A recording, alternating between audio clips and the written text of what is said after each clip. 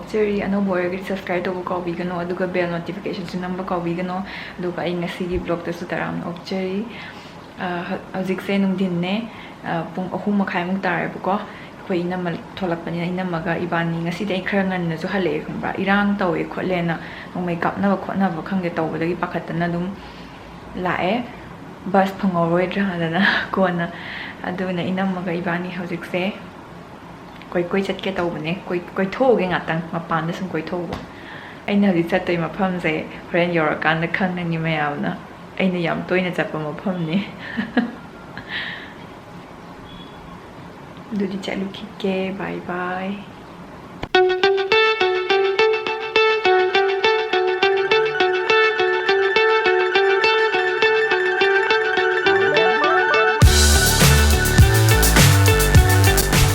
ꯑꯩꯈꯣꯏ ꯏꯅꯝꯃꯅꯤ ꯂꯣꯏꯔꯦ ꯄꯔꯄꯜꯗ ꯐꯖꯩ ꯁꯨꯠ ꯇꯧꯈꯥꯏꯔꯦ ꯀꯣꯏꯕ ꯆꯠꯂꯦ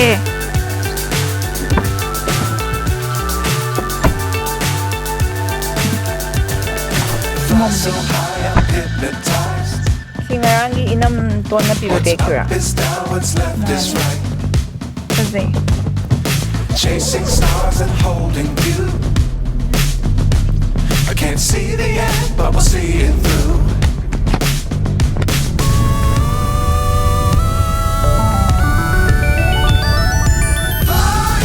Bye, Mel. Koi chale.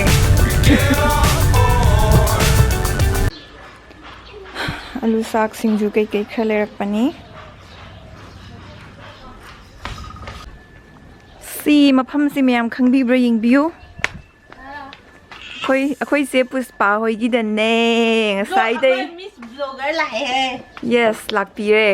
Se. Chani ngai ni. Akhoi se Puspa na cha lonbiri khoi lakpagi. Na Ronaldo la. Akhoi se Puspa na cha loli. Akhoi lakpai.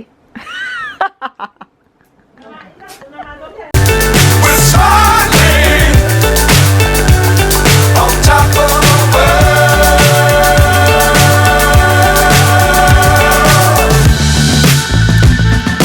Dangerous times, don't fly too high. Be sure to keep the ground in sight. Fly forever if you keep it tight.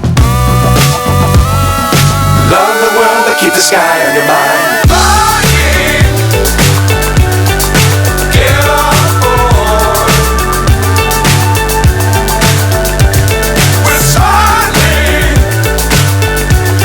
on top of the world.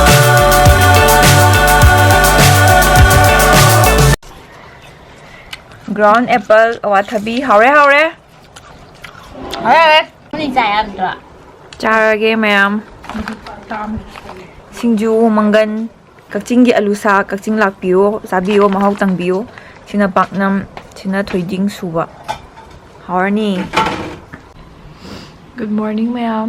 Ngasidi moigi Cheiraoba numitne gauragi ado akhoi noma palmada cheiraugre ado akhoi inam tholakpado magi mapamda ngasi cheiraugani aduna moina akhoi du lao na gaurae akhoi family pulap aduna cheiraoba se anirak yauba tare aduna mathela hoba charage adui loisalambane loisanba loire asi su phanek setle sina inamana nahan ai gift inamma aton bido sina inam tonna piba gift tune purito dagi si clip sina inam yaina pibi bane moina pibi ba ngata setle ai di si thok tamnina aduna mayam na bi thazaroi ko asengmani ko ai YouTube to pesa langbani ka ai pesa lakte ko mayam ai pesa lakte laktri hai tare ai monetization bawba yaramdre monetization bawba amuka tawnaba honari ni adagi monetization yaraga su kyambu launi dagi views yam kadragadi kino tawbudu yam kadebako aduna phangdabagumbane aidi aduna moina leibiba se setle aduna ngasi Cheiraoba na phane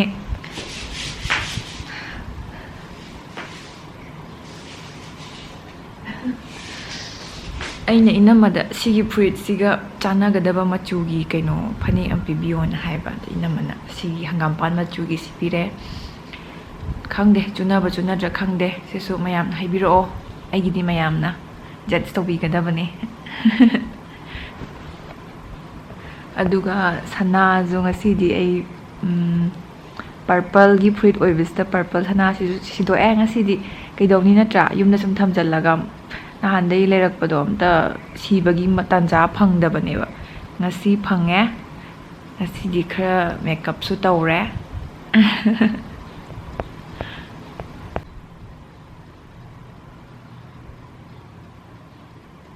ꯄꯛꯅꯩ ꯄꯛꯅꯗꯦꯗꯣ ꯃꯌꯥꯝꯅ ꯍꯥꯏꯕꯤꯔꯣ ꯁꯤꯁꯨ ꯌꯧꯔꯦ ꯆꯩꯔꯥꯎꯕ ꯃꯐꯝ ꯕꯕꯥ ꯑꯩ ꯕ꯭ꯂꯣꯛꯇ ꯌꯥꯎꯔꯣ ꯍꯥꯏ ꯍꯥꯏꯔꯣ ꯍꯥꯏ ꯍꯥꯏꯔꯣ ꯉꯁꯤ ꯆꯩꯔꯥꯎꯕꯒꯤ ꯋꯥ ꯈꯔ ꯍꯥꯏꯕꯤꯌꯨꯅꯦ ꯆꯩꯔꯥꯎꯕꯁꯤ ꯑꯩꯈꯣꯏꯒꯤ ꯏꯔꯥꯡ ꯐꯅꯌꯥꯝ ꯂꯩꯔꯒꯁꯨ ꯃꯩꯇꯩꯁꯤꯡꯒꯤ ꯌꯦꯂꯣꯡꯉꯩꯗꯒꯤ ꯆꯠꯅꯔꯛꯄ ꯑꯗꯨꯒꯨꯝꯕ ꯑꯩꯈꯣꯏꯒꯤ ꯃꯩꯇꯩꯁꯤꯡꯒꯤ ꯆꯍꯤ ꯍꯧꯕꯅꯤ ꯃꯔꯝ ꯑꯗꯨꯅ ꯍꯔꯥꯎ ꯅꯨꯡꯉꯥꯏꯅ ꯃꯌꯥꯝ ꯄꯨꯟꯗꯅ ꯑꯩꯈꯣꯏꯒꯤ ꯑꯔꯩꯕ ꯂꯩꯇꯕ ꯑꯩꯈꯣꯏ ꯆꯥꯛ ꯆꯥꯛꯈꯨꯝꯗꯁꯨ ꯃꯌꯥꯝ ꯆꯥꯃꯤꯟꯅꯅꯕ ꯇꯧꯔꯁꯤ ꯍꯣꯏ ꯍꯣꯏ ꯉꯧꯕ ꯍꯦꯄꯤ ꯆꯩꯔꯥꯎꯕ ꯍꯦꯄꯤ ꯆꯩꯔꯥꯎꯕ ꯂꯥꯛꯑꯣ ꯅꯤꯅꯦꯒꯤ ꯕ꯭ꯂꯣꯛꯇ ꯌꯥꯎꯔ ꯂꯥꯛꯑꯣ ꯅꯨꯡꯉꯥꯏꯔꯤꯕꯣ ꯅꯪꯕꯣ ꯅꯨꯡꯉꯥꯏꯔꯤ ꯏꯟꯁꯥꯡ ꯊꯤꯜꯂꯨꯔꯕꯣ ꯉꯁꯤꯒꯤ ꯊꯤꯜꯂꯨꯔꯦ ꯂꯣꯏꯔꯕꯣ ꯂꯣꯏꯔꯦ ꯏꯁ ꯀꯅꯥꯅ ꯊꯣꯡꯕꯅꯣ ꯉꯁꯤꯕꯣ ꯕꯕꯥꯅ ꯊꯣꯡꯉꯦ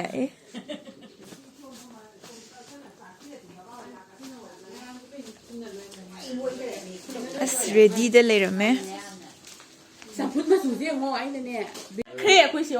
ꯅꯝ ꯄꯨꯁꯄꯥꯁꯨ ꯐꯖꯩ ꯉꯁꯤꯗꯤ ꯑꯩꯈꯣꯏ ꯃꯥ ꯀꯥ ꯂꯩꯈ꯭ꯔꯦ ꯑꯩꯈꯣꯏ ꯃꯥꯁꯨ ꯃꯃꯧꯅ ꯄꯤꯕ ꯐꯤ ꯏꯜꯂ ꯂꯥꯛꯑꯦ ꯍꯩꯅꯤꯡꯉ ꯆꯥꯎ ꯄꯥꯏꯔꯣ ꯁꯤ ꯊꯗꯠꯇꯅꯅꯦ ꯂꯩꯗꯣ ꯍꯦꯛ ꯀꯦꯛ ꯀꯛꯊꯠꯇꯕꯤꯔꯤꯕ ꯑꯉꯥꯡ ꯇꯧ ꯌꯥꯕ꯭ꯔꯣ ꯆꯥꯛ ꯊꯤꯀꯥꯟꯗ ꯐꯣꯇꯣ ꯀꯥꯞꯇꯣꯏꯕ ꯑꯩꯁꯦ ꯚꯤꯗꯤꯑꯣꯅꯦ ꯚꯤꯗꯤꯑꯣꯔꯣ ꯑꯧ ꯌꯥꯔꯕ꯭ꯔꯥ ꯍꯧꯒꯠꯂ ꯚꯤꯗꯤꯑꯣꯅꯦ ꯑꯩꯒꯤꯁꯦ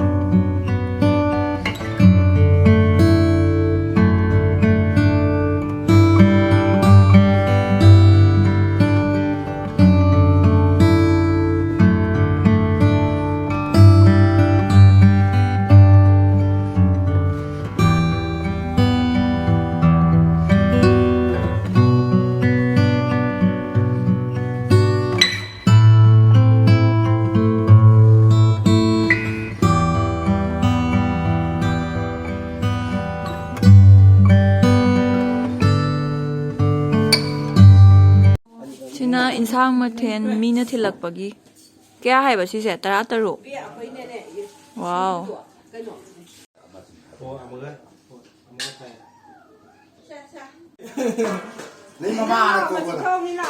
ꯌꯥꯝ ꯌꯥꯎꯖꯅꯤꯡꯕ ꯅꯪ ꯁꯤꯗ ꯀꯥꯏꯗ ꯐꯨꯝꯁꯦꯕ ꯏꯁꯥꯗꯣ ꯀꯩꯅꯣꯅꯤ ꯐꯥꯟ ꯊꯝꯅꯤꯡꯕꯁꯨ ꯊꯝꯕ ꯌꯥꯒꯅꯤ ꯑꯗꯩ ꯀꯩꯅꯣ ꯊꯝꯕꯁꯨ ꯌꯥꯅꯤ